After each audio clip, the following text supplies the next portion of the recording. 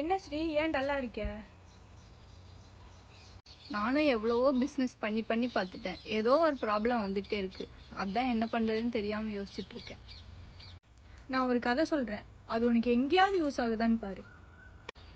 சொல்லு. ஒருத்தன் தண்ணி வேணும்னு சொல்லிட்டு ஒரு குழியை தோண்ட ஆரம்பிச்சானாமா.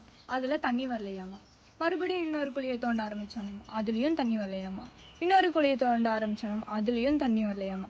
இதே மாதிரி நிறைய குழி தோண்ட ஆரம்பிச்சானாமா. எதுலயும் தண்ணி வரலையாமா. அப்போ ஒரு பெரியவர் வந்தாரு. அந்த பெரியவர் கேட்டாராம்மா, டே பைத்தியக்காரா, எதுக்கு இத்தனை குழியை தோண்டி வச்சிருக்க அப்படின்னு கேட்டாராம். அதுக்கு அந்த பையன் சொன்னாராம்மா, இத்தனை குழி தோண்டியும் கொஞ்சம் கூட தண்ணி வரல அப்படின்னு சொல்லியிருக்கான். அதுக்கு அந்த பெரியவர் சொல்லியிருக்காரு, நான் சொல்ற மாதிரி செய்யி, உனக்கு கண்டிப்பாக தண்ணி கிடைக்கும் அப்படின்னு சொல்லியிருக்காரு.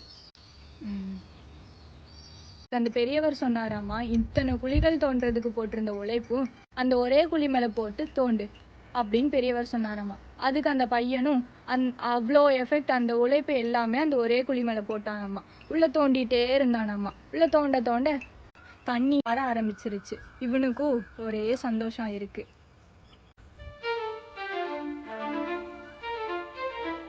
இப்போ சொல்லு, இந்த கதையிலேருந்து உனக்கு என்ன புரிஞ்சுது? இந்த கதையிலேருந்து நான் ஒன்று புரிஞ்சுக்கிட்டேன். இத்தனை பிஸ்னஸ் பண்ணி பண்ணி ஃபெயிலியர் ஆனதுக்கு ஒரே பிஸ்னஸ் பண்ணி அது மேலேயே ஃபோக்கஸ் பண்ணியிருந்தா நான் சக்ஸஸ் ஆகிருப்பேன். குட்.